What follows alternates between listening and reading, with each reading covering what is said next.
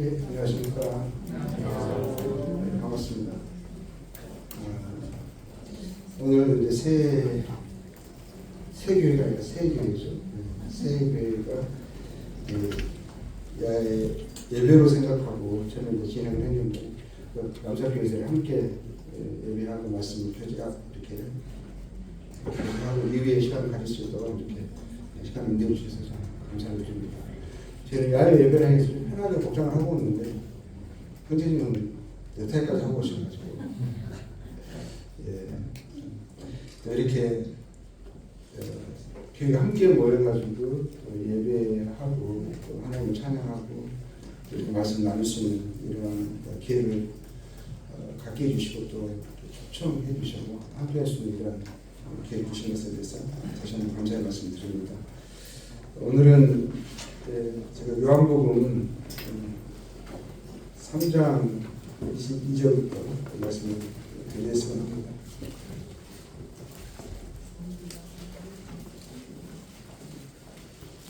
합니다.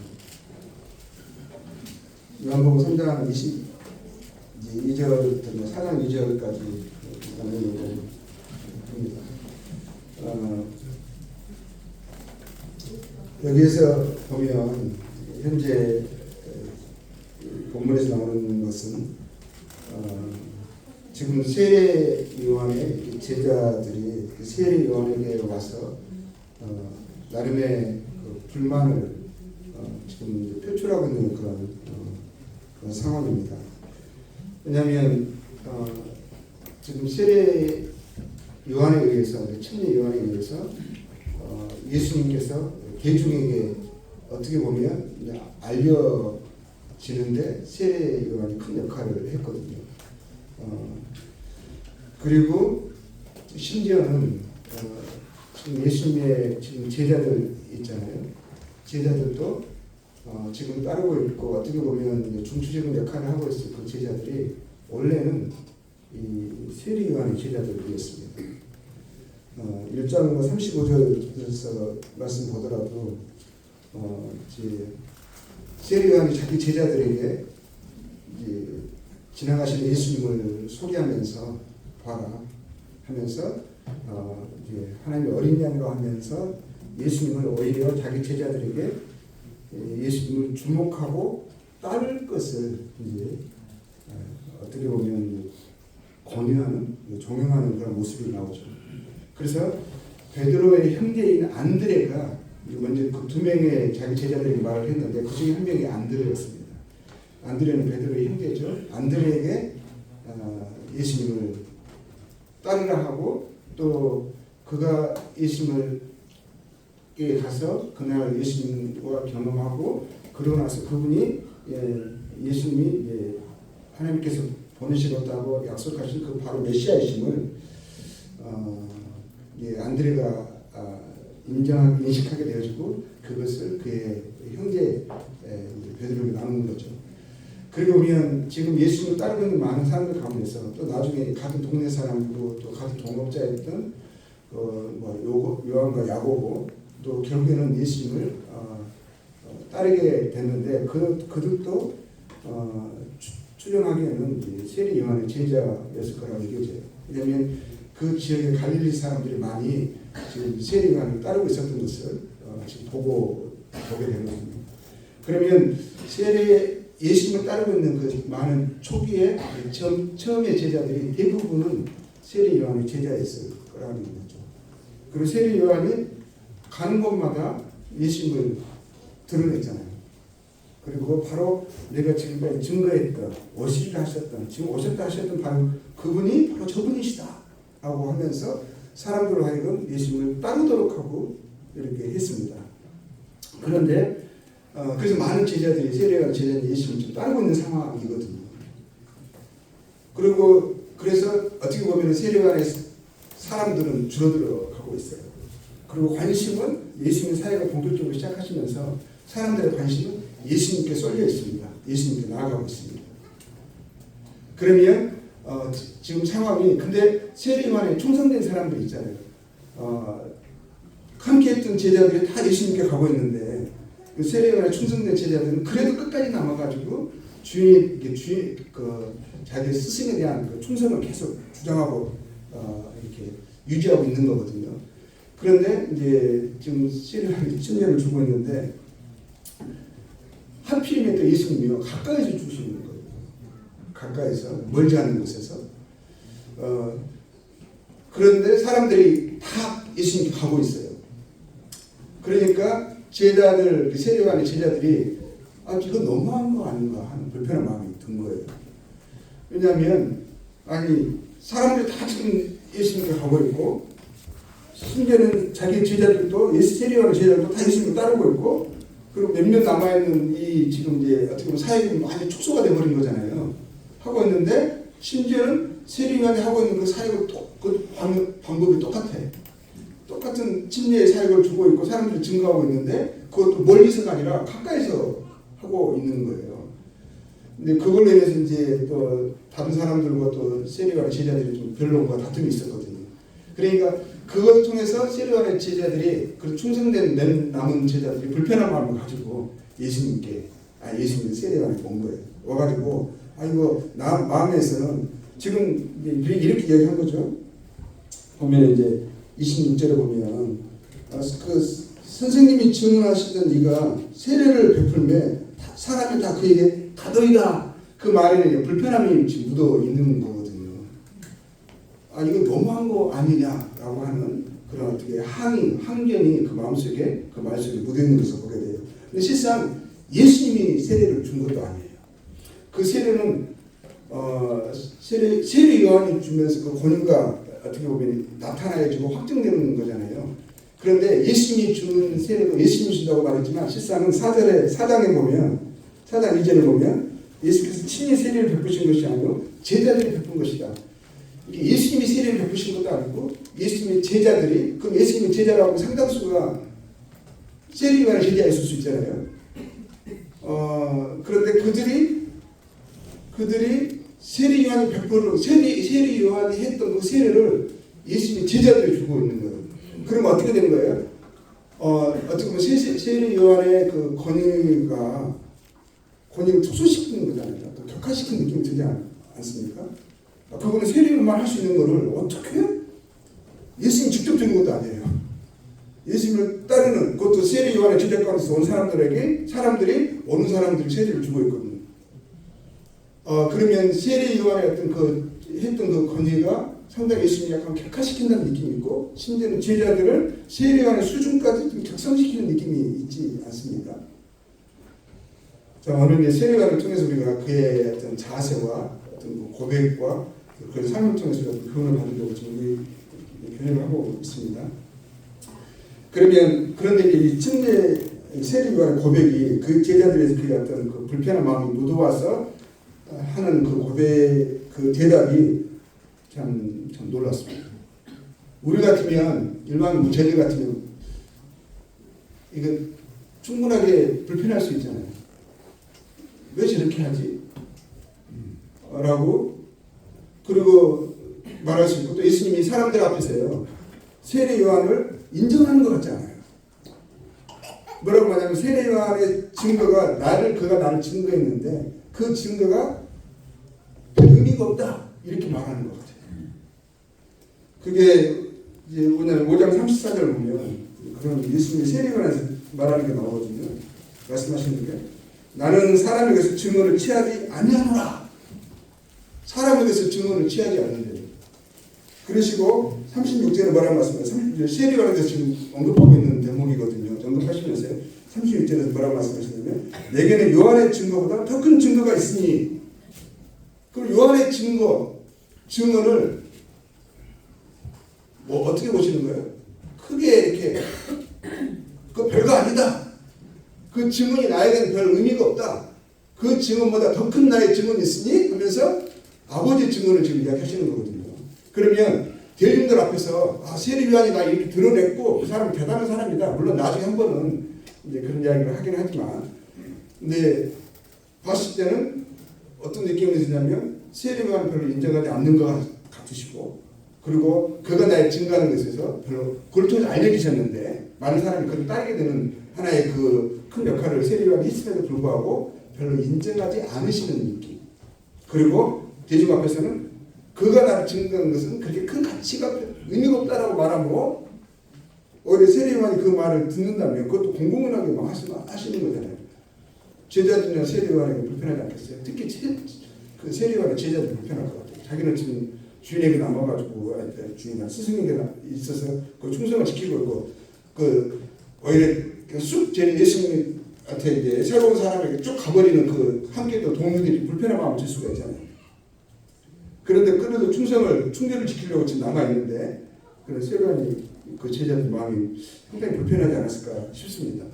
그런데 그들의 어떻게 보면 항의에 질문 대답하는 세례요한의 말을 보면 27절을 보면 이렇게 이야기하고 있어요. 요한이 대답하였는데 만약 하늘에서 주신 것만 아니면 사람이 아무것도 받을 수 없다.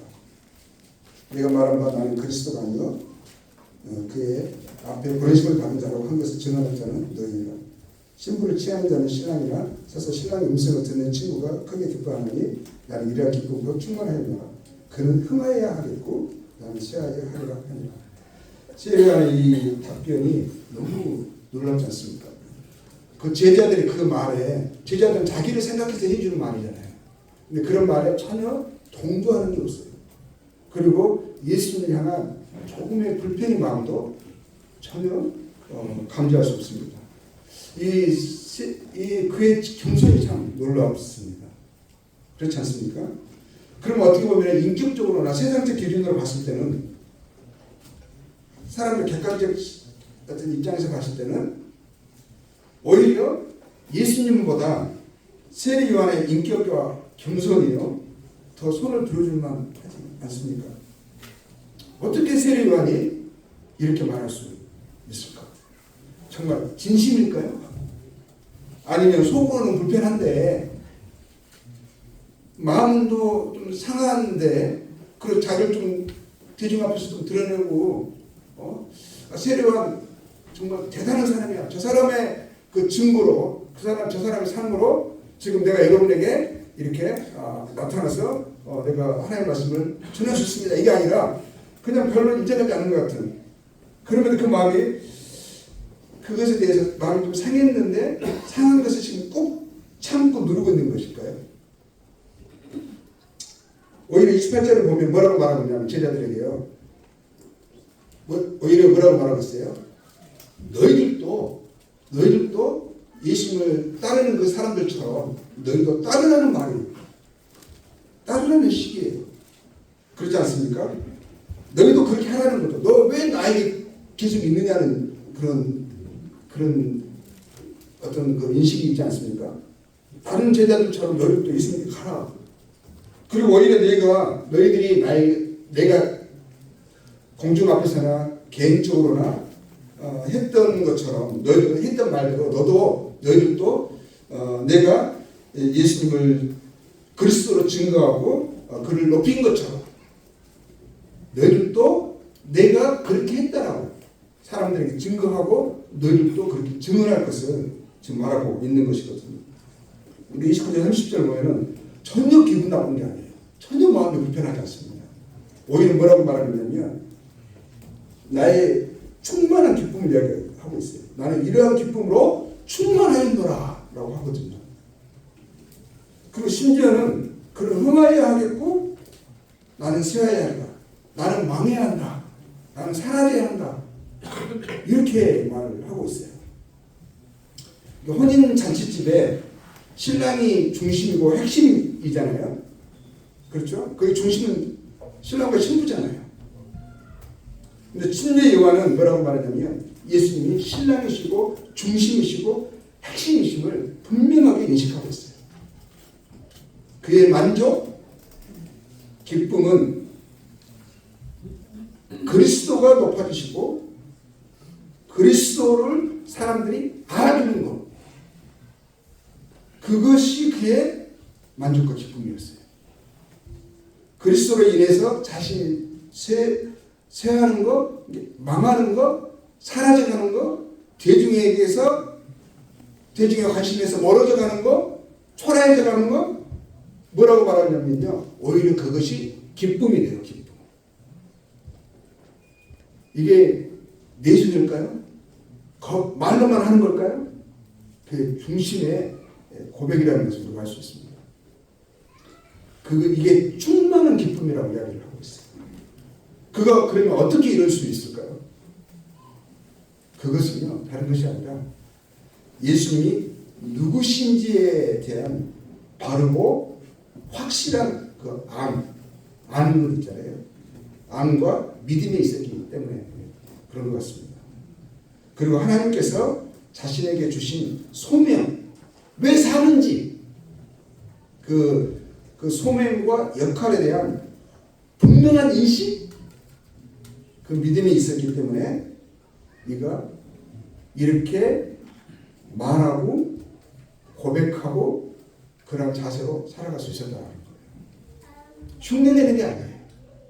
그냥 겸손으로 사람에게 스스로를 높이려고 하는 것도 아니에요. 자의적 겸손이 아니에요. 그의 중심이었고 그의 삶이었고 태도였습니다. 31절에서부터 보게 되면 그가 왜 그렇게 말할 수 있었는지, 왜 그가 그러한 삶을 살아갈 수 있었는지를 우리가 볼 수 있는 그가 예수님에 대한 인식, 믿음을 알 수가 있어요. 31절에서 보면 위로부터 오시는 이는 만물 위에 계시고, 그러니까 주님이 위에서부터 하늘에서부터 오신 분으로 인식하고 있는 거예요. 난이는 땅에서 난이는 땅에 속하여 땅에 속한 것을 말하느니라. 하늘로부터 오시는 이는 만물 위에 계시느니라. 그가 친히 보고 들은 것을 증언하되 그의 증언을 받는 자가 없도다. 33절입니다. 그의 증언을 받는 자는 하나님이 참되시다는 것을 인쳤느니라. 하나님이 보내신 이는 하나님의 말씀을 하나니 이는 하나님이 성령을 한량없이 주시느니라. 아버지께서 아들을 사랑하사 만물을 다 그의 손에 주셨으니 아들을 믿는 자에게는 영생이 있고 아들에게 순종하지 아니하는 자는 영생을 보지 못하고 도리어 하나님의 진노가 그에 머물러 있느니라. 근데 그리스도를, 예수님을요, 그리스도라 말씀하시고 그는 만물 위에 계신 하나님의 아들이시고 그를 믿는 자는 영생을 얻는다는 것에 대한 바른 지식, 그에 대한 분명한 믿음을 갖고 있었습니다. 그의 이런 태도, 고백, 그 삶의 모습은 어디에 있었냐면 바른 지식, 바른 믿음이 있었다는 것이죠. 그에게서 나온 것이 아니에요. 주님이 어떤 분이시라는 것을 바르게 이해했기 때문에, 알고 있었기 때문에 그것이 저절로 나올 수밖에 없었다는 것이죠. 그러니까 위로부터 오시는 이는 만물에 계시고 그러시잖아요. 그분은 만물 위에 계신 분이시고 하늘로부터 오시는 이라, 그러니까 하나님 보내신 이는 하나님 말씀하시다니 하시면서 삼위일체 하나님, 말씀이신 하나님이시라고 말씀하시는 거거든요. 예수님은 말씀이신 하나님이시고 아버지 하나님께서 보내신 분이시고 성령으로 역사하시는 그 아들 하나님이 오셨다. 예수님이 아들 하나님이시다라는 것을 알고 있는 거예요. 그의 삶이 그의 중심과 그의 삶을 주장하고 이끌어가고 있는 것입니다. 그리고 아들을 믿는 자는 영생이 있고 그랬잖아요. 아들을 순종하지 않는 자는 영생을 보지 못하고 하나님의 진노가 있다 그랬어요. 그러니까 예수님은 영생과 영벌, 진노, 그것을 주실 수 있는 모든 권세를 가지신 하나님의 아들이심을 이 세리요한은 밝히 알고 있었고, 그래서 그것을 증거하고 있는 거예요.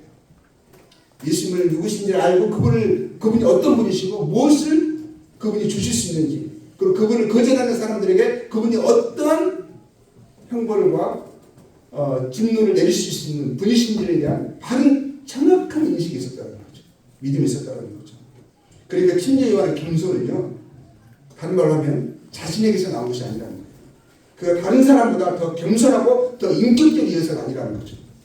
침례 요한의 겸손은 그가 그같이 할 수 있었던 것은 그가 예수님이 누구이신지, 그리고 그가 예수님이 사람들에게 무엇을 주실 수 있는 분인지 그분의 영광과 능력을 바르게 알고 있었기 때문이라는 것이죠.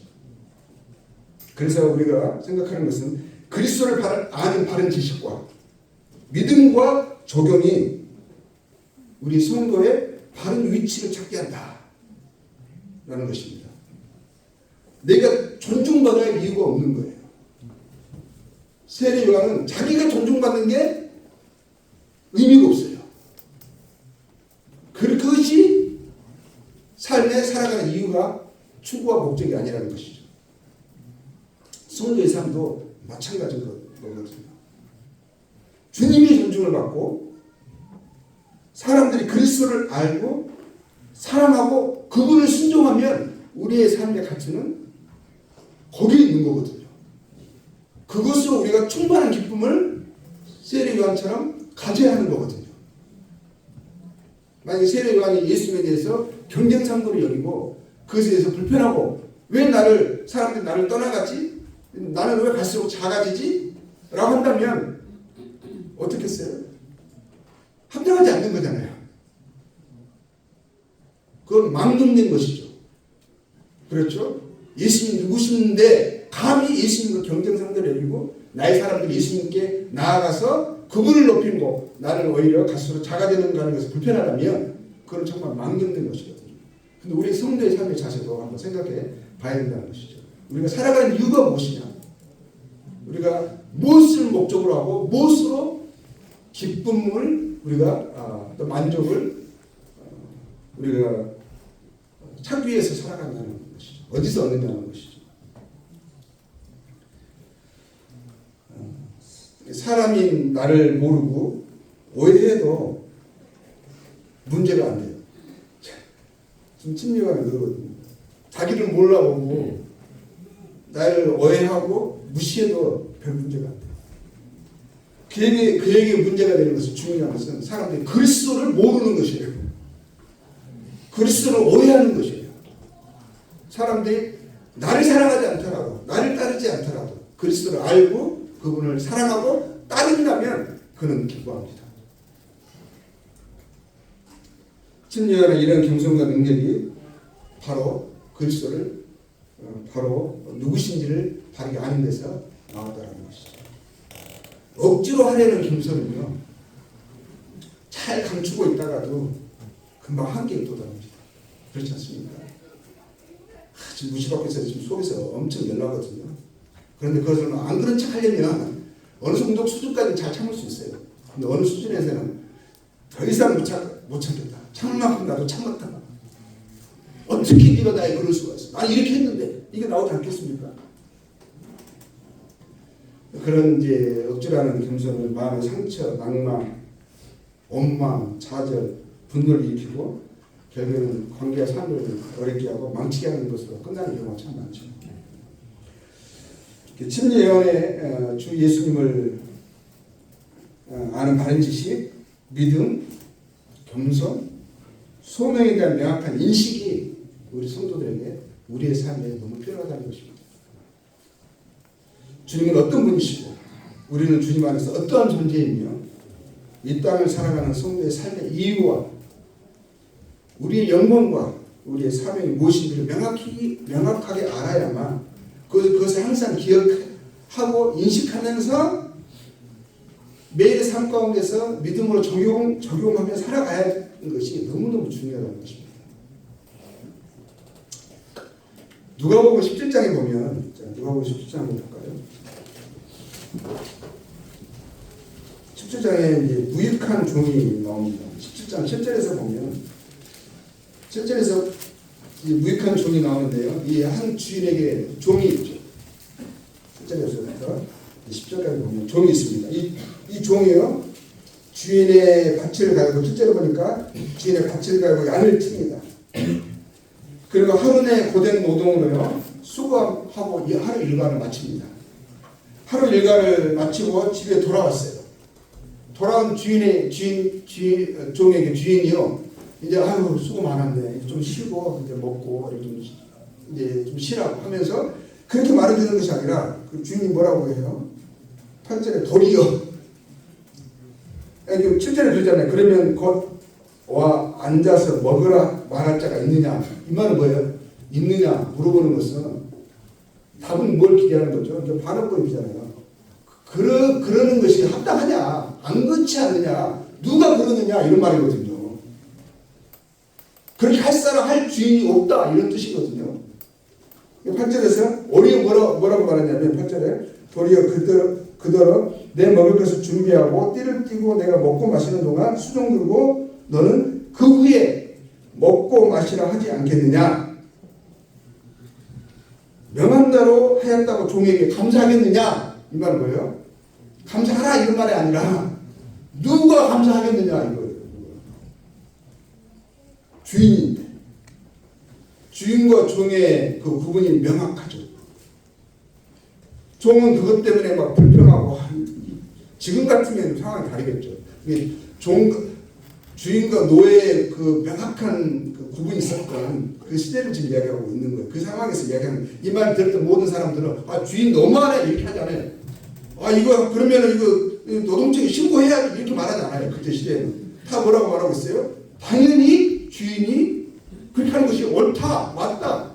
만약에 그것에 대해서 한마디라도 불평을 하는 종이 있다면 이 나쁜 종, 몹쓸 종 이렇게 이야기하는 대중들의 일반의 심리에 지금 이야기하고 있는 거잖아요.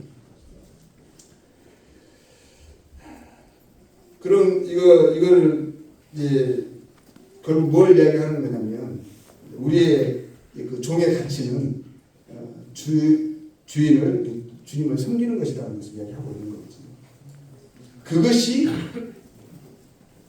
그것이 우리도 우리의 비유를 하는 거잖아요.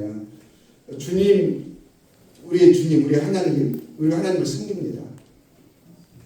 근데 섬기는 것이 고된 수고, 그것에 대해서 마땅히 보상을 받아야 되고 그것이 없을 때 불평하고 그것에 대해서 대항하고 원망하는 것이 그것이 가당치나 하냐 이거 말하는 거거든요. 그걸 뭘 말하는 거냐면 그것은 오히려 섬김이 우리 영광이다 이걸 말하는 거예요. 그리고 우리의 기쁨이다. 우리는 무익한 종이다. 무익한 자를 하나님이 주인이 알아봐 주시고 불러주셔서 그의 집에 거하게 하시고 심지어는 그분을 높일 수 있는 그분의 영광에 나타나는 일에 참여할 수 있는 그 삶의 기회를 주신 것. 그것이 무익한 자를 유익한 자가 되게 해주신 것. 그것이 우리의 영광이고 가치라는 것을 말하고 있는 것이거든요.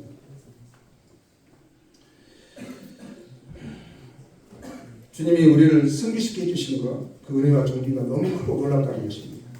무익한 자를 유익한 자로 여겨주셔서 감사합니다. 그렇게 해야 하는 것이라는 것을 말하고 있는 겁니다.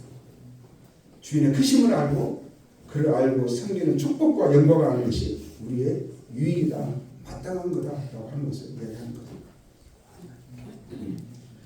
이처럼 세례 요한처럼 여기에 나오는 이 무익한 종처럼 우리의 마음과 자세가 그래야 마땅하다는 것을 말씀하고 있습니다.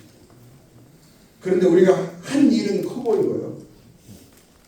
그 일의 보상이 이루어지지 않는 것 같으면 우리 마음이 불편해집니다. 그럼 누가 주인이고 누가 종인 거예요?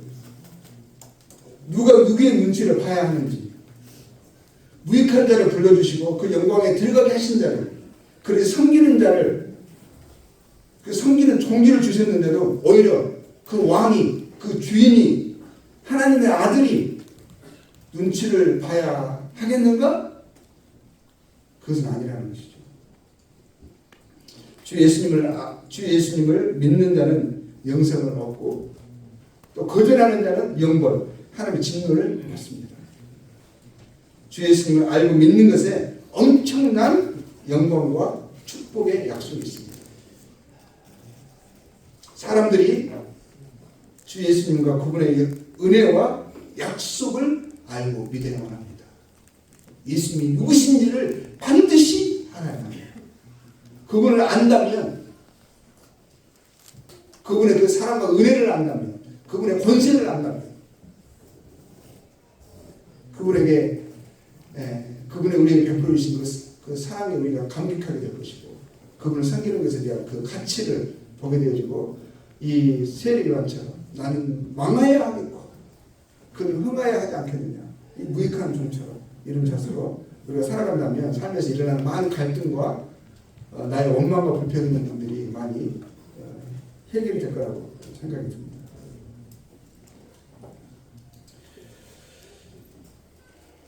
주 예수님을 우리가 보면은 성도들이 그렇게 해야 되잖아요. 성도는 예수님이 이루셨고 또 성도들이 맡기신 일을 계속 이뤄가기 위해서 이 땅을 살아갑니다. 복음에 합당하게 살고 복음의 실현을 위해 협력하기 위해서 우리가 살아가는 것이죠. 여기 세례요한과 같은 이와 같은 마음에 무익한 종을 한 명 더 소개하려고 합니다. 그럼 잘 아시는 사도 바울입니다. 사도 바울에게요 그 자신은요 그렇게 소중한 존재가 아니었어요. 오로지 그는요 주 예수님을 자랑하고 사람들이 주 예수님을 알고 믿어서 영생 얻는 일에서 자신의 삶의 의미와 그 존재의 가치를 찾는 사람이었습니다. 발견하는 사람이었어요. 그런 사도 바울을 오해하거나 시기하는 사람들이 많았었어요. 바울의 충신과 열정 그리고 풍성한 사역 열매를요 평가절하하고 헐뜯는 사람들이 많았어요. 근데 그런 사람들이요 안 믿는 사람들 가운데서 안 믿는 사람들 이야기하는 것이 아니에요. 믿는 사람 가운데서요 사도 바울의 그 열심을 주의를 향한 그 사랑을 뭐죠? 좋은 평가하기는 옳지 않았어요. 그런 점에서 어떤 그의 사랑과 섬김의 열매가 풍성하게 드러날 때 그것을 항상 깎아내리려 가는 사람들이 있었어요. 그런 사람들이요 어떤 사람들 일반의 속도도 아니에요. 함께 복음의 사역을 감당하고 있는 충성된 하나님의 사람들을 하는 사람들에게도 그런 모습이 사도 바울을 그렇게 여기는 사람들이 많았다는 것이 참 놀랍습니다. 심지어는요 바울이 감옥에 갇혔어요. 복음으로 인해서 감옥에 갇혔거든요. 근데 그의 이제 그로 인해서 어떻게 돼요? 이제 더 이상 계속 해왔던 사역이 지금 제한되는 거잖아요. 그래서 그 사역이 확장되고 역사되는 것에 대해서 환경적으로나 상황적으로 지금 이제 어려움이 생겼습니다. 그런데 그 복음의 사역자들이라고 하는 사람들이요, 이제 어떠냐면 사도 바울이 감옥에 갇힌 것을 좋아했어요. 좋아하는 사람도 있었어요. 복음이 증거되어지고 확장되는데 걸림이 되는 것 때문에 사도 바울이 지금 무엇 때문에 감옥에 갇힌 것을 생각하면서 마음이 안타까운 게 아니라 불편한 게 아니라 추락했구나 하면서요 상대적으로 그것으로 인해서 자기가 이제는 더 사람들에게 더 인정받고 자기 사역이 더 확장되어지고 열매가 더 풍성하게 일어나게 되면 어떻게 생각했냐면 사도 바울이 꼭 자기처럼 생각을 해요. 사도 바울 배 아파할 거야. 감옥에서 나는 이제 복음이 확장돼가고 교회도 생겨나가고 사람들이 나와 우리를 따르고 있는데 사도 바울은 아무것도 할 수 없이 감옥에 지금 저렇게 처량하게 갇혀 있어. 그런 사도 바울이 자기들을 뭐라고 시기할 거라고. 이 육신의 마음 갖고 있으니까 다른 사람도 그렇게 보여지는 거겠죠. 그럴 거라고 생각하는 무리들이 있었다는 게 참 초대교회인데 복음 전하면 고난받고 어려움이 생기는 그런 시기에도 그런 육신의 일들이 그런 복음을 전하는 사람들 가운데서 있었다는 것이 참 놀랍습니다. 근데 사도 바울이요 그걸 보면서 그런 사람들도 소식을 듣는 거거든요. 또 어떻게 통해서 또 들어와요. 빌립보서 한번 볼까요? 빌립보서 보면 지금 감옥에 갇혀 있는 거잖아요. 1장 17절 보면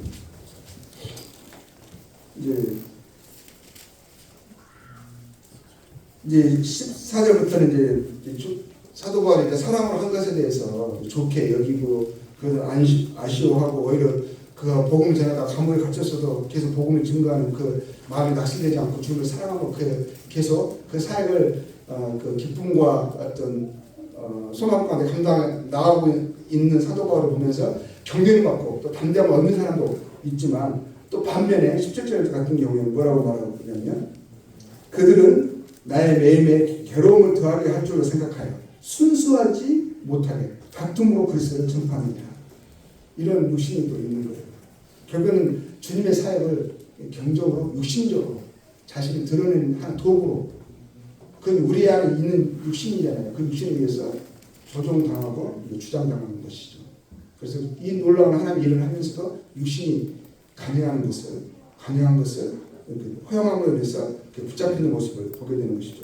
그럼 이런 상황을 들었을 때 사도 바울이 뭐라고 말하죠? 17절, 18절 보면 그러면 무엇이냐? 거치도록 하나 참으로 하나 무슨 방도로 하든지 전파되는 것은 그리스도. 이로써 나는 기뻐하고 또 기뻐하고 세례와의 그 기쁨을 사도 바울에게 있어요. 사도 바울은 관심이 자신이 흥하는 것이 영광 받는 것이 사역이 확장돼서 자신의 가치와 존재감이 높아지는 것이 사역이 확장되고 자신의 존재와 가치관을 자기 존재감을 높이는 것이 아니에요. 그것이 관심 있는 게 아닙니다. 그의 삶에서요 자신의 자아는 부정되고 있어요. 주님이 받으셔야 할 영광에 꼽사리 끼어가지고 어떻게 해서든지 자신도 함께 그 영광을 받아보려는 사람의 존중을 받아보려는 그 육신이 그에게는 매우 부인되고 있습니다. 그는 주님과 주님의 일, 그 영혼들이 주님의 은혜와 사랑을 알고 영생을 얻는 일에 그것에만 기쁨이 있어요. 만족이 있어요. 집중되어 있어요. 신랑 되시는 주님이 기뻐하시는 것이 그의 기쁨이었습니다. 우리도 참 이 마음을 제가 이 마음을 품기로 원합니다. 우리 성도들이 이 마음을 품기로 원합니다. 그 무익한 종에 대한 그 기도도요. 그 내용도요. 실상 제자들 주님이 제자들에게 하신 말씀입니다. 사람들이 나에게 죄를 지을 때 내가 어떻게 할까요? 죄를 지으면 용서하래요. 죄를 지으면 책망하고 회개해서 돌아오면 받으래요. 얼마큼요? 하니까 그래서 7번 내가 7번 그거 하루에 매일 7번 그거 죄를 너한테 짓고 또 그리고 금방 와서 잘못했다고 회개하면 용서하라는 거거든요.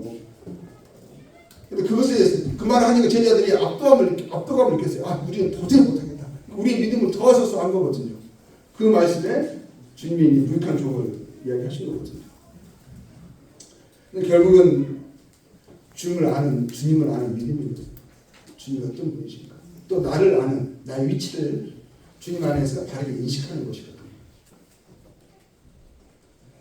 정말 세례 요한처럼 이 무익한 종처럼 사도 바울 같은 그 지각, 그 인식, 그 안, 그 마음을 그 믿음을 가졌으면 좋겠습니다.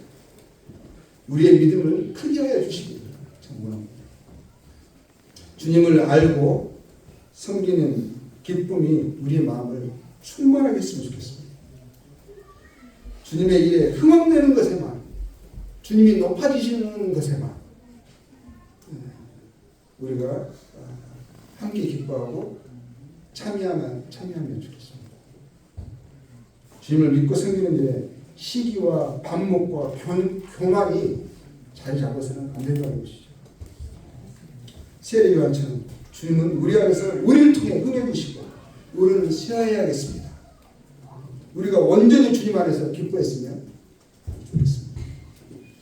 주님이 우리의 자랑, 만족이 되고 주님은 갈수록 우리 안에서 커지시고 우리의 존재의 자아는 갈수록 사라져갔으면 좋겠습니다. 그렇게 우리가 나이를 먹어야 하지 않겠습니까? 주님이 맡기신 사역에 우리가 참여하고 그런 일이 나타나고 일어나는 것에 함께 기뻐해야겠습니다. 주님 우리를 통해 사람들에게 나타나지 않는 작은 일에 참여하고 부르셨을 수도 있습니다. 조용히 기도하고 묵묵히 보이지 않는 곳에서 왼손이 한 일을 오른손이 모르게 여러 모양으로 주님의 복음이 증거되는 일에 영혼들이 영생을 얻는 일에 우리로 하여금 참여하게 해줄 수 있습니다. 우리가 드러나지 않을 수 있습니다. 어떤 사람은 드러나기도 합니다. 그런데 그러한 결과로 다른 사람들이 또 우리가 그렇게 조용히 성격하는데 그렇게 함에도 불구하고 나는 알아주지 않고 나보다 더 못하게 하는 것 같은, 열심히 하지 않는 것 같은, 그러면 사람들이 그들을 더 알아줍니다. 그 어떤 은사적인 뛰어남이나 어떤 탁월함 때문에 그럴 수 있습니다. 그럼 우리 마음이 속상할 수 있어요. 다 그 얘기를 합니다. 그런데 그것에 대해서 시기해서는 안 된다는 것이 우리가 중심이 아니라는 것입니다. 주님이 중심이시고 주님의 그 일이 우리에게 맡기신 사역이 이 땅에서 확장되어 가는 것이 그것이 중요하다는 것이고 우리가 어떤 모양으로든지 우리가 드러나든지 드러나든지 참여하는 것이 우리의 존재의 가치라는 것이죠. 시기로 해서도 안 되고 허용으로 해서도 안 되고 거짓으로 해서도 안 되겠습니다. 우리는 주님과 주님의 일에 기뻐하는 자가 되어야겠습니다. 주님과 주님이 하시는 일에 함께 기뻐하고 참여하는 우리 모두 되었으면 좋겠습니다. 우리의 주님을 아는 믿음에서 그 안에서 우리의 존재의 이유와 가치를 더욱 발견해서 우리 마음과 삶이 주님 보시기에 합당했으면 좋겠습니다. 계속 바르게 되어갔습니다. 우리의 삶을 통해서 또 우리 안에서 주님을 높아주시고 우리는 갈수록 작아지고 저희들 모두 되었으면 좋겠습니다.